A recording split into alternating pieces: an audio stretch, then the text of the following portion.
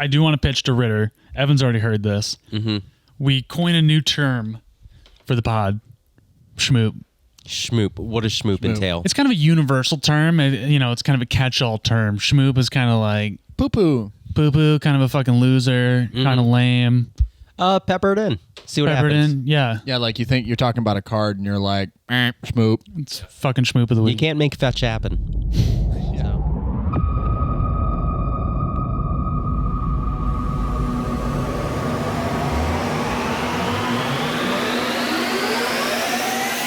Welcome to MoxStars, #1 podcast on the internet. Here we fucking go. Here we fucking go. That was Jordan Garcia, one of my co-hosts, along with Evan Kunai. What's up? I'm Chris Ritter. I'm back. My levels are super high. Wow. Wow, you are super high. Off the dude. charts I can today, see it pal. on your face. Yeah, I am. Wow. This is... You're good. Maybe. Okay, that was interrupted, but check out our link tree below. That was a smooth transition, actually. We're just going for it. Like, comment, subscribe, rate us 5 stars on iTunes, wherever you listen to podcasts, on Spotify, anything. Interact with us on YouTube. Let's just get into it. We're in it, dude. We are in the middle of it. I think hot off the bat, we're going to talk about the latest Secret Lair Spring 2023 Super Drop. Finally, some decent cards worth considering for purchase. As like the last 4, I just felt like, pass, if I can check down, I'm good. Considering purchased. Yeah. Ritter's already checked out. I have not considered purchasing a Secret Lair in probably a year, and this one now screams, I absolutely have to purchase this. Same. What do you have your eyes on? The Grand Abolisher and Umezawa's Jite set, that drop alone for me is like worth it. We've been waiting for Randy Vargas. Yeah, the Randy Vargas drop. We've been looking for a Grand Abolisher reprint for how long, right? It's just been sitting there like slowly climbing. And when we started getting to the competitive scene, I remember it started at $20 and I was never wanted to buy it. I was like, I don't want to spend $20 on this fucking card. And then we finally went to tournament. We finally went to competition. It's a mandatory card. It is. Unfortunately, 100%. It is. And I spent $40 cash on it instead because I hesitated. Did you pick up a foil or non-foil? A non-foil for Yeah, $40. Yeah, guess what? It's not that price anymore. It's actually dropped. Feels really good. Feels great. Let me tell you about the Mana Vault I bought. I just wanted to, while we're talking about this, quick look up the price of the foil, because it has had a few printings, I will say. But not recently. No, not since there's like only 2012, yeah, right? only a few. Magic 2012 foil printing for this thing? Yeah, that's the only foil, right? I believe so. Don't quote me on that. Market price, $147. So Yeah. getting a freaking foil printing right now, good pickup for sure. Plus, for sure. Umezawa's Jet. Like, that's the first alternative, second alternative art, excluding, like, Judge promos, I think. And that one's super expensive as well. Yeah, and only foil really outside at a normal price range again. So, yeah, definitely that one. Anything else you're looking at, Evan? The Thassa's Oracle drop. Well, that's the other one I got. Yeah, Thassa's Thassa Deep Dwelling Cool too. Ocean Breeze, I believe it's called. Yeah, I love that. The art on the set is amazing, and I've also been working on kind of getting my whole like WinCon package like flexed out, and I just got like the Sweet Tainted Pact and everything. I already have the Thoracle, but Which Tainted Pact are you talking about? I love good question. I love that Japanese Mystical Archive one. I think it's so Hell yeah, so I good. think that's the primo one. Yeah, right. So I'm just kind of getting that whole package done, and I have the Borderless Foil Thoracle, but picking up this new one, I think it's just going to be sick. Cool. And you picked up the Secret Lair Demonic Consultation, right? I have it in my cart right now. I'm about to check out and get it. That is one of the ones, because I haven't been really buying any Secret Lairs like I've said. Kozendan. Yeah, but that is the one I'm going back and I'm making sure I scoop that before it gets expensive, because that's the only one in my set that I have that is just like the boring non-foil print. God, your memory on the names and the artists of these Secret Lairs is just For how checked out we've been, it's completely unreal. tuned in. You guys are naming the ones that I bought. You got the best one? Yeah. You got good taste. Yeah, honestly, I was thinking that the Thassa's Oracle dropped the Cool Sea Breeze. Is that what it's called? Cool Ocean Breeze. Yeah, Cool Ocean Breeze. That one, I saw the Thassa's Oracle and I was like, immediate buy. Yep. I didn't think there was anything of value. And I saw the Thassa. Thassa Deep Dwelling is playable. Yeah. In the right strategies. I believe, Jordan, you play that with Agent of Treachery and Displacer yeah. Kid and other Yeah, some yes, stuff. he does. It's very Yeah. annoying. And like as soon as it hits the board, like when it hit the board the last week, it was just, yeah, we got to disrupt this somehow, and because the Thas is not going anywhere. I mean, yeah, it's a Conjurer's Closet with Indestructible written on it. It's pretty fucking great. Yeah, the gods are a lot of the original cycle of gods. A lot of them are real good static effects. Real good. Yeah. Yep. So overall, this whole drop, there are a few that just did not hit the mark for me. There's the one with Yeva that I was like considering. Yeah, pretty much the two you guys named. Those two sets I'm interested in, and everything else. Rebecca Guay. Oh yeah, that's yeah, not she the did that same one. set, Yeah, right? No, that's she has Stoneforge Mystic, That's right. Muddle the Mixture. Yeah. I forget what the other two items in that are. Obviously, maybe we love some sort of like Sarah. I think Sarah Ascendant, maybe, or not Sarah Ascendant, something of that nature. But those are the two big cards. We love Rebecca Way around here. Yeah, and that Muddle Huge the fans. Mixture is a super cool alternative art, as is the Stoneforge Mystic. On the verge of viable for me. I'm still And- considering that one.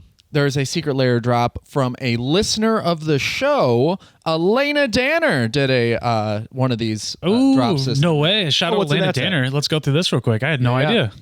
Elena Danner did Limvala, Keeper of Silence, Oh, snap. Sunblast Angel, Ameria the Sky Ruin, and Seraph Sanctuary. Oh yeah, that one is legit super considerable as well. Yeah, so the thing is that both of them, so there's 4 cards. She created 2 panoramas out of the 4 cards. Oh, like side-by-side vibe? Yep, so Sunblast Angel and Limvala are a panorama, and then Ameria the Sky Ruin and Seraph Sanctuary are also a panorama. Wow. Yeah, definitely a very sick drop, like across the board. I think that's like Dang. her strength as an artist is like seeing those like panorama Oh, pieces man. that she's put together over Her the work, years. like once you see it actually like blown up and the like full size, it's crazy how much detail it gets put into these things that just completely gets lost once you you put it in like a 2x2 little square.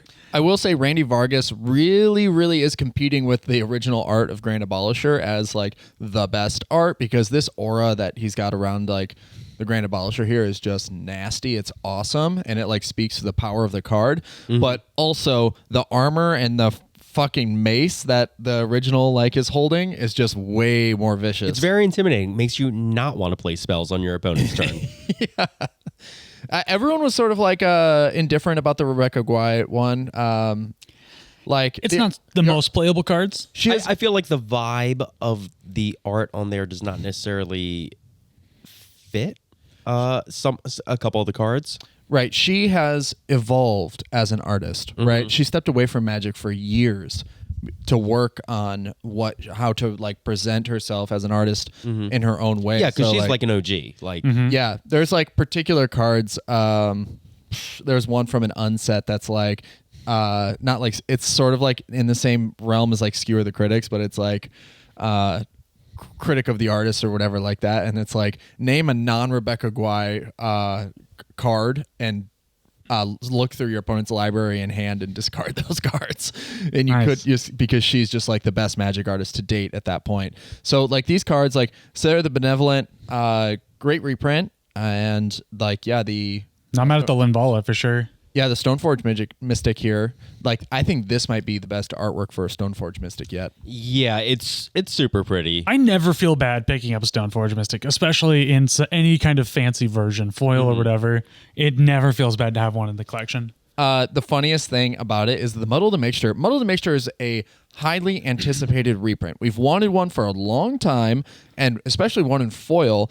And then she makes this art, and it says "My Guay" on the artwork. Really? Yeah, like it's a like Whoa. somebody laying down, and in the speech bubble it says "My Guay." Damn. Not gonna lie, I did zero preparation for this secret layer talk. I haven't seen most of Oh these. my god, That one's pretty cool. Yeah, it's like this very tongue-in-cheek, sexy representation, because the flavor text also says, "Whatever you desire to muddle or mix, I'm your fix." Wow. Definitely a vibe. I will say my it's God. been an internal struggle for myself, but I have used to love Muddle the Mixture, and I just never played anymore because I play black, and I just can't justify.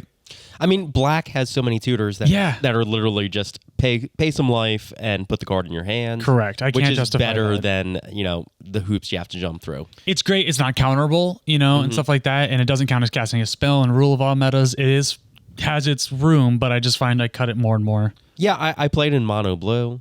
Of course, yeah. Anything that honestly doesn't have black and has blue, I would consider playing it for sure. But I just find that I just don't have room for it these days. So outside of these artist series, there are a few showcase series from the March of the Machine. There's only one that's really worth talking about. There are a few that are like, if they are your pet cards, you should go out and buy them, like the Walking Ballista or the World Tree. Ooh, that's right. There's that Walking Ballista that has the masterpiece frame. Right. But on the other side, there's this one, the March of the Machine Volume 3, that has Misdirection, Utvara Hellkite, Kogla, the Titan Ape, Nyxbloom Ancient, and Joyra Weatherlight Captain. I think that is probably the one with the best value, and they're all Halo foil. Nice. Yeah, that Nyxbloom keeps getting expensive. Yeah, it's, I don't know, it's a powerful effect, I guess. Pretty powerful effect. It's one of the only few effects in green that has remained prevalent lately. that's green is an awful color, but that effect is still strong. Yeah, the Mocking Ballista might be good, especially in Halo foil. That actually seems pretty legit. Yeah, I did just pick up, and this is something I was going to shout out, my new cops. I was going to see if you guys have picked up anything recently, but I did get a new Ragavan, the new masterpiece. Okay. Ragavan. Very nice. I don't want to say it's like the foiling. Don't expect like, old masterpiece foiling and stuff like that. It's nothing like that, but it looks cool. It was the early days. They were still testing foiling and stuff like that on the masterpiece. And they've never been that good ever since. Nope. Never that good. Cut costs. You guys pick up anything before we move on? Any new cops? Whoo!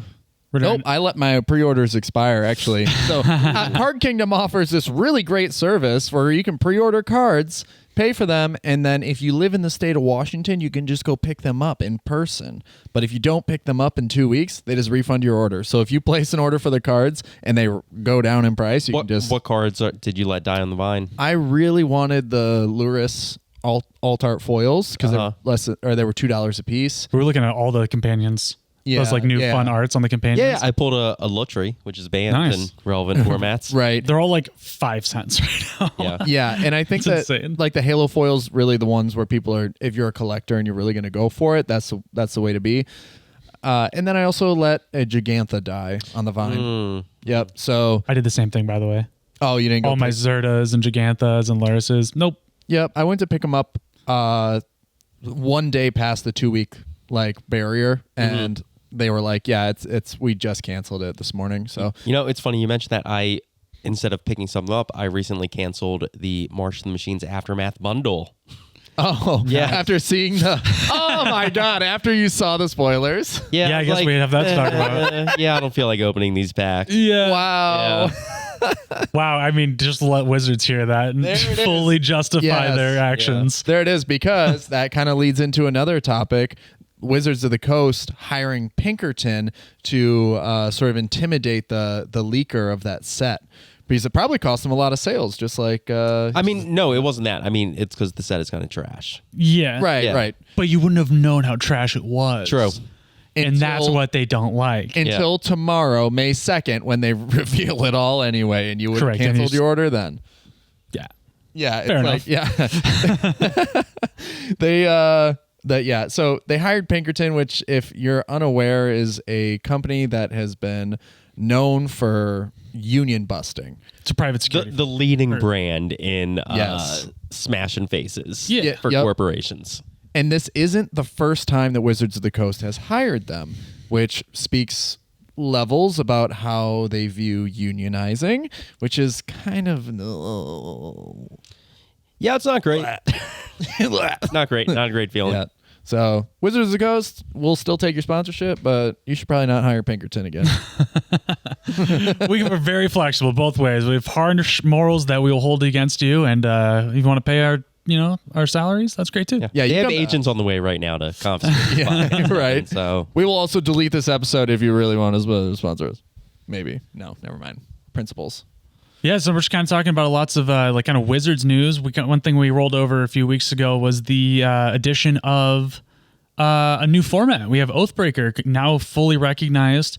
I'm sure just a slew of products down the print line right now coming our direction. Yeah. So that we just had the conversation a little bit today about Mark Rosewater speaking on Commander saying that if they didn't create product, that Commander wouldn't be where it is today. And they didn't recognize, or they recognized Commander, and then they started making product for it. And so we're seeing that same pattern with Oathbreaker right now. They just recognize it as a format. So the guess is down the pipeline, you're now going to see pre-constructed decks probably.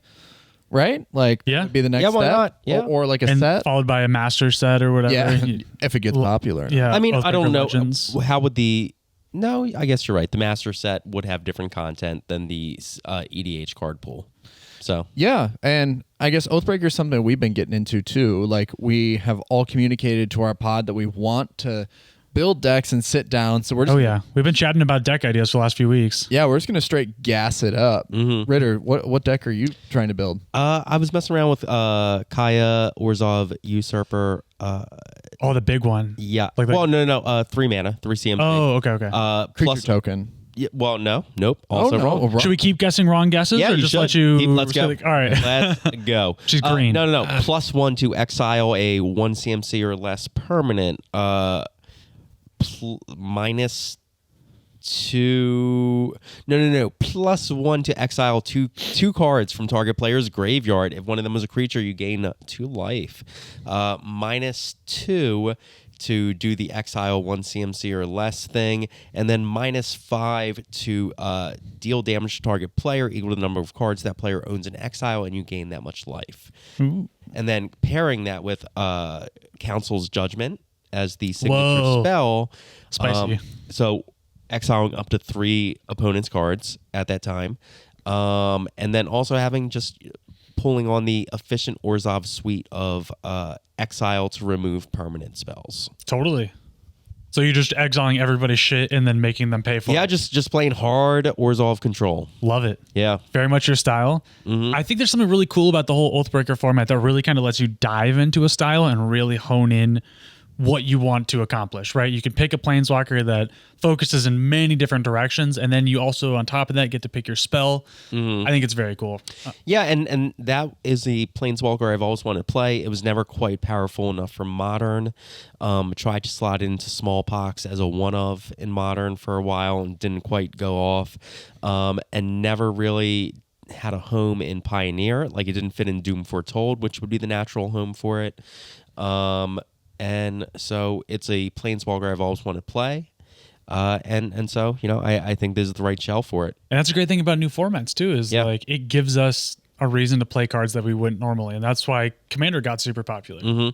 Evan, didn't you pick a super underrated planeswalker? Just super casual, no one's heard of it. Super casual. Very incredibly good planeswalker, Ren and 6. 2 mana. Have you guys heard of that one? No, what does that one do? Heard of Red and 7. Yeah. Well, here, let me look it up real quick. I've heard of Ren and Realmbreaker. Is it like that? It's Is this a newer card? you know what? I think it's really old. It's green and a red planeswalker. Seems like a good card. +1. So far, it's great. Return up to 1 target land from your graveyard to your hand. -1, Ren and 6 deals 1 damage to any target. -7, you get an emblem with instant and sorcery cards in your graveyard have Retrace. If you're unfamiliar with Retrace, it is you can cast spells, or you can cast instants and sorcery cards from your graveyard if you discard a land card first. Wow. I didn't realize it's just Jumpstart, but specifically for lands. Yep. Yeah. There's a few cards that are really good with it. But yeah, it's starts with 3 loyalty. But the card I'm pairing with it is Crop Rotation. Yeah. Woo! Synergistic. Is this right like there. a Merit Lodge Vesuva kind of deck? Oh, 100%. That's Fuck exactly yes. what it is. Fuck Because yes, bro. on turn 3, I want to punch somebody for 20 and end it. Yes, dude. I love it. That's literally the only thing that I'm going to go for in the whole thing. I'll have a few ways to recur the Dark Depths so I can keep, if someone happens to get rid of Merit Lodge or stifles me or stops me in some way, then I will be able to recover. Is there a world where you can put Valakut in the same deck? Yeah, I could definitely do that. Like, I might as well. Because you already have the Vesuva, so doubling Valakut seems Gucci. You could play with the 3-drop Dryad of Elysian Grove, makes everything a mountain. Let me just check and see, because Valakut is a legendary land, I believe, and Vesuva doesn't take away the legendary clause, does it? I don't think it's a legendary land. I mean, you can still do land? like Thespian It is stage not a legendary shenanigans land. and- Because I've seen people Wow. copy it before, dude. That's awesome. Yeah, every mountain counts for 6 damage. Yeah, that'd be seems pretty sick in a that'd be 20 life sick. format. Yep. I mean, yeah. Is it 20 life There or we go. 30 life in Oathbreaker? 20. I love yeah, that. I love Mirage that is too. great. Like I really Quick. think like That's these quick games are going to block be like format. much faster than EDH. Even though the gameplay is going to present itself kind of similarly, I do think the games are going to be a lot faster. Yeah, this is like one thing where we talked about how easy it is to sort of like break this, and that was like as soon as I heard Ren and 6 and crop rotation, I was like, oh wow, that's pretty busted. Yeah. Honestly, the whole Merit Lodge, like Dark Depths, is not banned. So, like obviously they've banned some fast mana, but they didn't ban all of the fast. That was so funny Yeah. reading through like their whole like philosophy plus ban list and like why they wanted to do it that way. And they're like, but you left Mox Diamond, Chrome Mox, like you left a lot on the table still here. Yeah, I think what it does is there is that there is that like demographic that doesn't want to play Commander because of how slow and arduous and social it can be. And now you have this format which resembles Modern in a way in its clock and its strategy. So now you can just play Modern, but a multiplayer format is essentially at the Yeah. speed. Yeah, I'm really excited to see how that ends up like maybe having a gameplay style of its own as we start getting into it, you know? Because there's a lot of like we all have different routes in how we got into the game, right? And so now we're more focused into EDH because it allows us to like connect with our play group and the people we love. And I would be very interested to see what the roots are of the people who are playing Oathbreaker.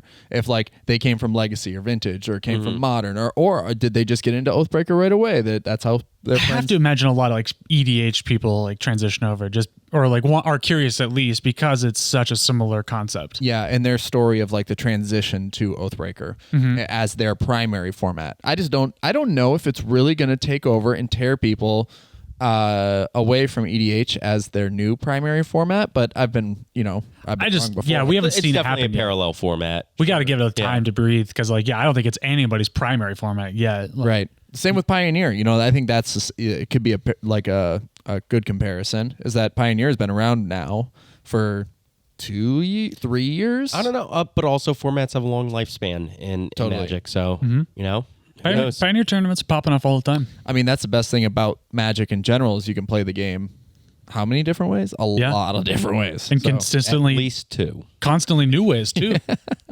We're building Oathbreaker decks. We're building a new Dan deck. Like there's just constantly new ways to play this game, and I think that's part of what's so great about it. Yeah, if you haven't heard of the Dan format, you got to check it out. Look it up. I'm not going to tell you about it. Yeah. Sheesh. Well, I didn't say the commander or the Oathbreaker deck I was looking at. Here we go. I don't know. I've just been chewing on mono black lately, and I think there's a lot of good stuff going on these days. I really want to see if Professor Onyx plus Chain of Smog. It's 8 CMC to pull off. It is 8 CMC to pull off. You're 100% right. But it's everything you need out of your deck and in the command zone. It's So also super fragile. it is also super fragile. You're not wrong. But it's mono black, and I can get 8 black mana very, very easily. Very true. Yeah, for a long time, it was like when Rebel Sun made Gigantha Companion with Sisay Weatherlight Captain in CEDH. That was like a meta warper for a second there, even though it is an incredibly fragile, like glass cannon type strategy. But you had to get to 11 mana, and they were doing it by turn 2 or 3, which was just insane to me. Yeah, these are still fast formats, and That is 5 color, of course, but I feel like black is probably the greediest in rituals, or at least has the Exactly. best rituals for it. notably, Dark Ritual is banned in Oathbreaker, so I can't use that. But you But still have like Culling the Weak, Sacrifice, Right. Phyrexian Tower. What's the threshold one? Cabal Ritual. Yeah, there we go. Yeah. Yep. And there's also the new Broodlord. What is this guy fucking called? Hoarding Broodlord. Thank you. Hoarding Broodlord, this new dragon. People are really hot on that plus Saw and Half. I am very hot on that plus Saw and Half as well, because you get the Saw and Half, you go get yourself a sacrifice, it can cast a sacrifice, all of a sudden you have 8 black mana.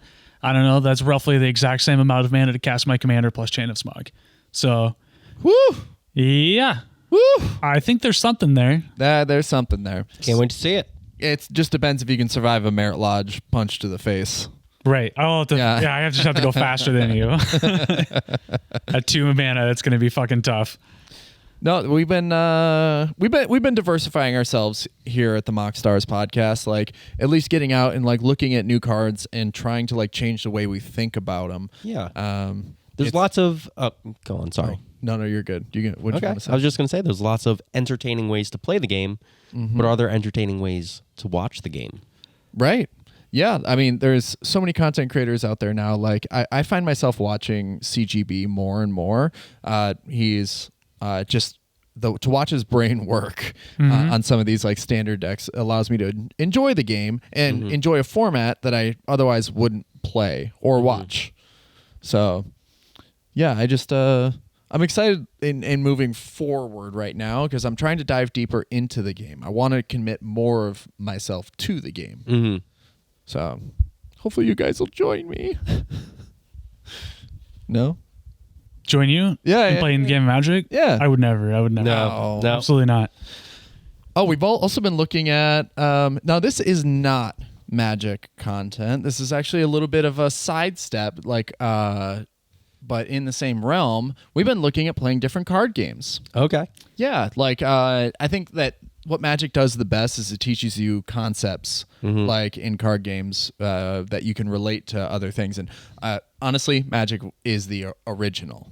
So a lot of these card games that are developed now take a lot of those same concepts and then apply them in different ways to their card game so you can understand them. And it's like, you're speaking Spanish in Mexico versus speaking Spanish in Spain. Like you can still understand some of it and it just translates a little bit easier because you have the base language down. Yeah, I think it's similar like us playing new formats and kind of like stretches our brain. Playing new card games, kind of just gives you new perspectives always. So it lets us like grow. We're trying out this new semi-new format called Battle Saga Spirits. Those 3 words in some order. Jordan bought the precons. I bought the precons. Okay. So we're going to do it. So actually, I found out this is actually a game that's existed in Japan for a very long time to quite success, but it's been officially launched in English with lots of tournament support. Like they're coming out swinging. What's the vibe of this game? Very much Digimon meets Yu-Gi-Oh! $1 million prize pool is what the vibe is. Okay. $1 million tournament structure prize pool for, I think they're trying to get like a professional circuit going, much like Magic has failed to do. So, I don't know. It's interesting. I just like hopping on something new. Okay. What brought it to your attention? Just that it exists and $1 million prize I spend pool? too much money on pbandai.com and they have my email address. Okay. So it's developed by Bandai Namco. So the same company responsible for developing the Dragon Ball card game, and One Piece. Yeah, and the One Piece. So it's been has sufficient like background in card game development to where you can really see it sort of like build, like the structure to it is sound, right? And the quality of their cards is actually pretty great. Jordan was looking at some of the holofoils, but Bandai Namco is also the original developer of the gold that we now see, that has now translated to Magic cards, like from New Capenna. They were the first ones to do that on their Dragon Ball cards. Okay, cool. So they sort of like are groundbreaking in their own way with like the style of cards and how they're printing and the print quality. If you haven't played the Dragon Ball card game, go out and buy a precon for super cheap. You're going to get the densest, most durable cards you've ever held in your hands before.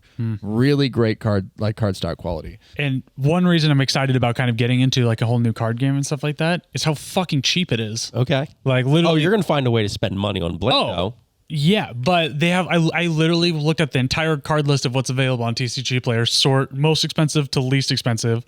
Most expensive card in the game right now is like $120. Okay, and then it's like two $70 cards, and then it's in the 40 range and down. Like majority of the cards though are like $8 or less. Okay, so there are. Granted, I don't know metas. I don't know the best decks and stuff like that. But just there's only been like 2 sets. The second set just released this week. So there's not been a lot of time for things to get overly costed, for metas to be found out, to have those decks yet. So excited, just kind of like, just like Oathbreaker, kind of get in at the ground floor.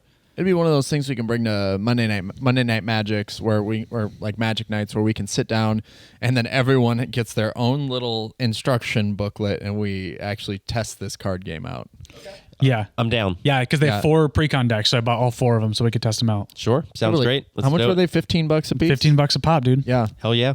So we can start bringing different card games to the pool. And as like, honestly, if you're out there listening to this, you should definitely give some of these card games a shot. I've played Digimon. I've played, I used to play Yu-Gi-Oh! Heavily. I don't understand a lick of the current meta, but great game. And then let's see what else. Played Gate Ruler, played the Final Fantasy card game. They're all just great. Hearthstone. Great ways to just stretch your mind. It'll make you a better player in Magic. Like it all compounds. It's not like you're doing different things. It all works in the same version in your brain. That being said, in order to get good at Magic, you got to get reps in, so it's like repetition is like the big thing. And now that Jordan and I are actually focusing more in on tournaments, which we're going to go to the tournament in Issaquah at Laughing Dragon MTG. Laughing Dragon MTG. They're also the ones who hosted.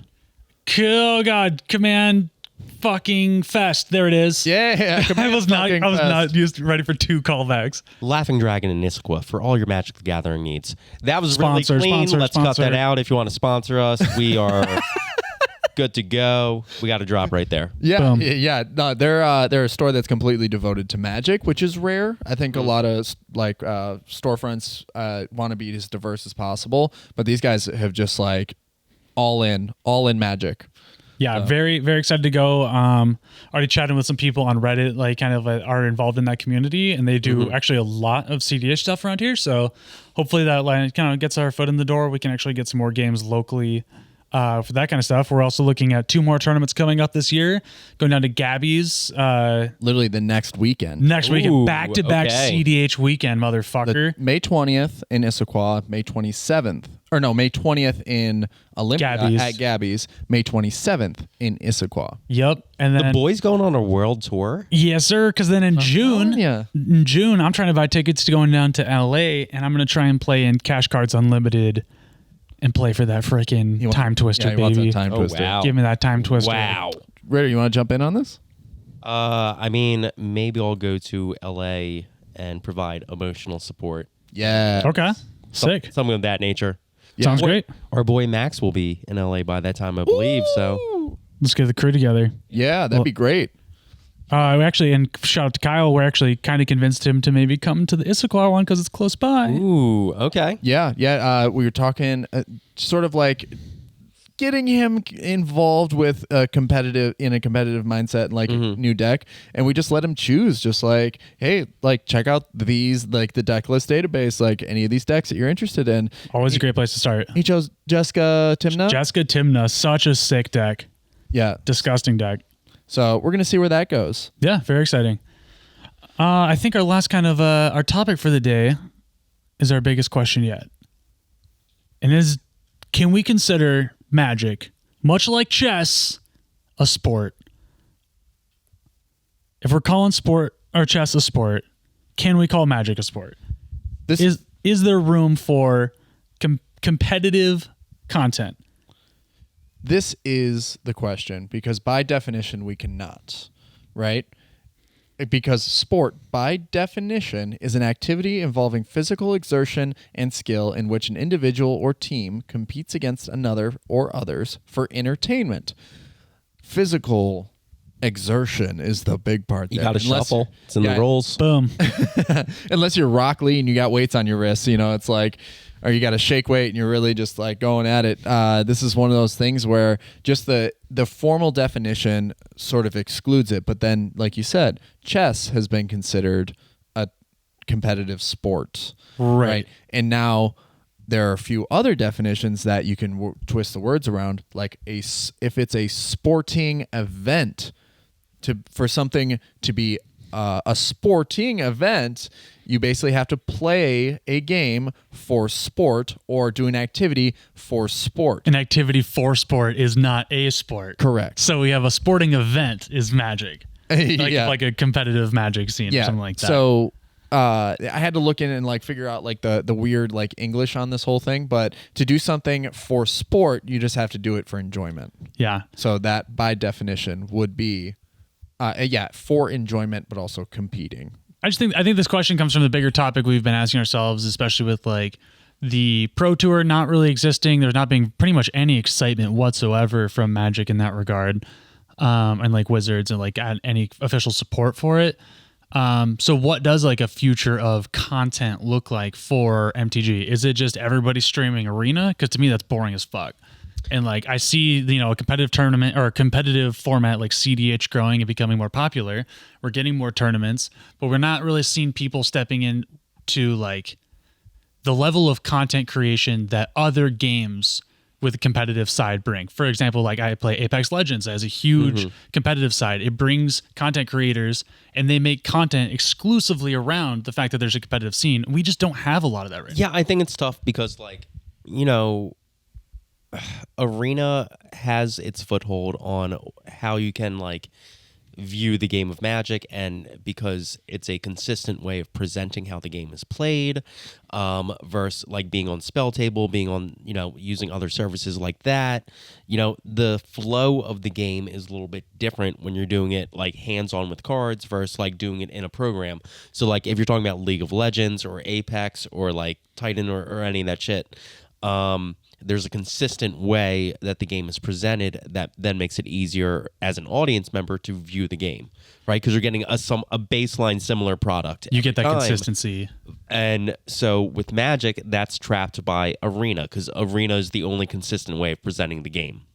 Right. You're 100% correct. Yeah. And like esports, like that also has a very strict definition of it being a video game, which is why Wizards of the Coast has put so much effort into Arena, because it does now categorize itself as a video game that you could potentially become an esport, like the same way that Hearthstone was. And I mean, that's how they have all of their, like, not all of, but that's where a lot of the qualifiers come from now, is Arena these days. I mean, a lot.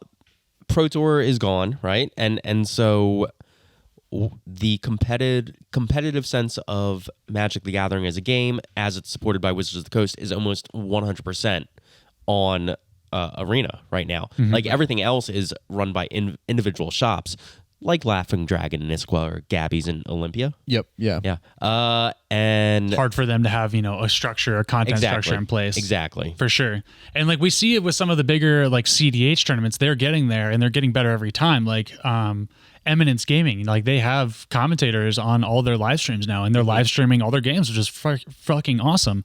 But I don't know, it's still not quite there. It's such a grassroots campaign thing, and there's not additional content creators kind of like grabbing onto it. And I think that's what we need to see, is just kind of that next level of like quality content being put out around the atmosphere. And we are seeing like Comedian, like these guys that are tournament grinders who also make decks, like doing tournament recaps and talking about the stuff like that they see there.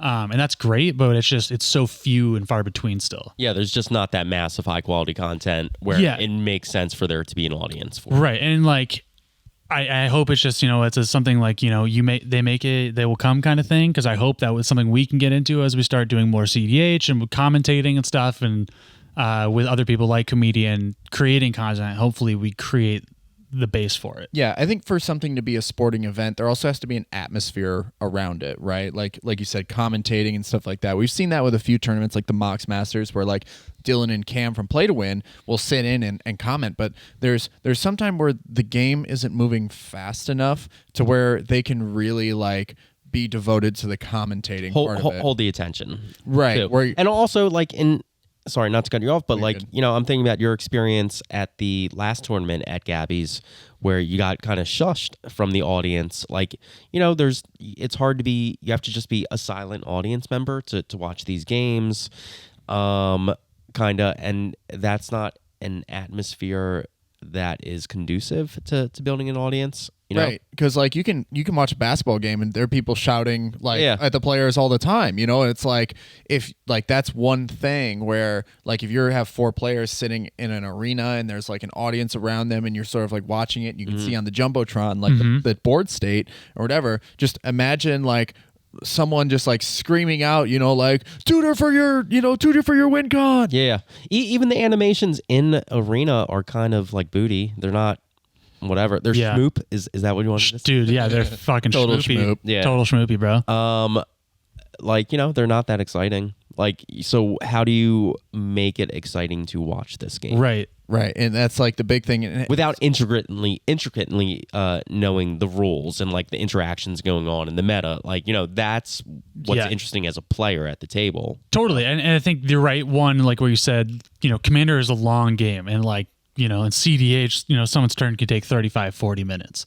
So it's like you need to have quality content creators that can riff and vamp for a long fucking time. Mm-hmm. But I also think what we don't see is like we don't really have those in-game breakdowns. Like actual sports commentators have a lot more to talk about than we do. Mm-hmm. Like they run out of things to talk about in these games because they don't have stats down. They don't have the deck lists in front of them. Like there's so much more that like a organized event, pairing the tournament plus the content creators, or like a tournament organizer that's thinking about the creation of the content of the event.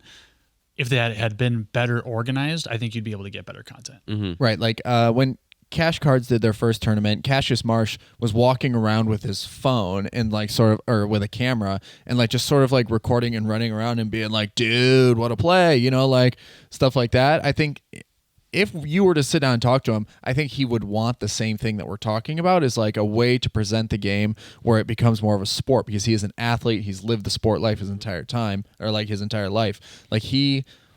I think he would like, that's something that he wants. And how do you achieve that? I think you actually have to put like rails on the whole thing. You have to like have the guys, when you're watching golf and you see in the background the guys with the things they're holding up that say quiet please, and then they actually eject people who are not quiet at those moments, right? And then also like hecklers and stuff like that, you got to be able to like have strict enforcement on that. If you're here to spectate the game, you are doing it. Same with chess. If you want to spectate chess, you can't really speak out on those, like in those moments. You have to let the players go through their progressions, think through their moments, and make the right play. So there is a little bit of like atmosphere and culture you have to like set a foundation for. I agree. And once you can do that, then you can actually have like commentators sitting in talking about it, and it's actually an entertaining watch if you were to do it on YouTube Live. And I was thinking the next really great concept in making this like poppy, snappy, like the MLB, including introducing the pitch count now, or like the pitch clock on it, where like it pushes the progression of the game, and how Arena has like the hourglass that trickles down. You have to almost give players a chess clock. Like you are allowed every player is allowed this much time in the game. Let's say it's 40 minutes or whatever. Versus, an actual game clock or like round clock that incentivizes the tempo player to just draw shit out. Right. Yeah, exactly. And there's been recent changes in the CDH world with that. Like they used to allow turns, right? Like the last tournament we did, there was 3 turns after call? Yep. So after time is called, there could be another 45 minutes to an hour, left in that. And that just left for games going so long and the day going so long. But now I'm seeing there's like a big trend of just no fucking turns. It's like you get the call, and like once it's in, last person finish that turn, that's it. Everybody pick it up. Yep, draw. And like that's fine. Win. I'd rather do that than just draw an hour later. Right. Yeah. So I guess like giving that clock, if someone takes a really long turn, they like trying to set things up and they search through it and they end up getting stifled, like sorry, like hit your clock, save your time. Like if you're taking a long time thinking through a progression or whatever, you're better off just knocking that peg and just stopping the clock for yourself so you can get more time later. That also has to be considered, and it also allows the skill cap to be much higher, because for someone to have that level of understanding of their deck, to be able to make those decisions so quick, to be able to like use the allotted time responsibly to get a win, I think just leads to having more of that like professional athlete mentality, where you're like, now people who are exceptional at the game and have a mind for it are truly going to stand out, versus like the people now who we see at tables who we believe are good players, but they're just playing Krark and Sakashima, and they're just rolling dice for 45 minutes and getting, an infinite amount of Jessica's wills. Huge shade on Krark Sakashima players out there, apparently. Yeah, go fuck yourself. You got to be really good to be really good at the deck, but yeah, I see what you're saying. Yeah. So there are players who get away with things due to like, I guess fatigue. That's also part of it. Like you get fatigue throughout the tournament. It's really going to show who is like truly the greatest player. Yeah, I think that's part of what it speaks to. It's such a sloppy system inherently, the 4-player game, that it's just very hard to make competitive for one, and then it's very hard to make content about how competitive the game is. How about this? I'll go out and I'll buy 2 chess clocks, and next time we play on a Monday, not this week because we're a little too late for that, but let's have 2 chess clocks going, right? Set it in a lot amount of time, and then if you run out of that time, guess what? You're done. There's got to be the thing about like, what about the arena timer? Because don't you get like 2 timeouts or whatever? Like, yeah, you get 2 chances, I think. Yeah, there almost has to be a referee involved too. So like you have someone who on a judge, like to make the judgment call to be like, hey, there's outside circumstances that can't allow the clock to run in this moment. Like refs being like 15 seconds on the clock. Back on or something like that. Referee timeout. Like yep. Yeah, interesting. I mean, I think there's going to be a lot more development in the competitive scene on how to like button up all these processes. So, it's just interesting kind of seeing what people are trying right now. And when people interact with you, how does that affect your play clock? Yeah, for sure. All right. I think Magic has grounds to become a sport. That's why I wanted to talk about it today. Okay. I feel like it does. Let's do it. If I come down to LA, maybe I'll do like interviews and shit. Yeah. I think that'd be great. Yeah. Yeah, dude. We'll get you out to all of them if you want. We just, started showing up to these CDH events, start growing the West Coast scene here. Yeah. We are the MoxStars. Goddamn right we are. We are the MoxStars. And we'll see you at your nearest Issaquah Olympian or potentially LA tournament. I hope you guys have enjoyed this episode. I hope you're fucking ready. And if you want to follow the MoxStars podcast and support the show, do so by subscribing on any podcast platform where you can find us. Be sure to search MoxStars MTG when you're looking for us in the search bar. And you can also follow us on YouTube, subscribe, like, and hit that bell for notifications to help support the show. It goes a long way, helps with the algorithm, and every subscription counts. The closer we get to 1,000, which we're at 28 right now. 28,000? 28. Crushing it. Wow. 28. Wow. 100. Like share with your friends. Every subscriber counts. It helps get us closer to monetization so that we can continue to do this and continue to put out quality content for listeners like yourself. Then we can get Ritter down to LA for doing interviews. And to turn Magic into a sport. When is that again? Coming early, end of June. I'll get you the dates. End of June. Yeah, let's do it. I love LA. Let's go! Ritter loves LA. And hell yeah. I love tacos, so let's go to LA. Fuck yeah. All right. It's Magic Day. Let's go. Bye. Bye-bye.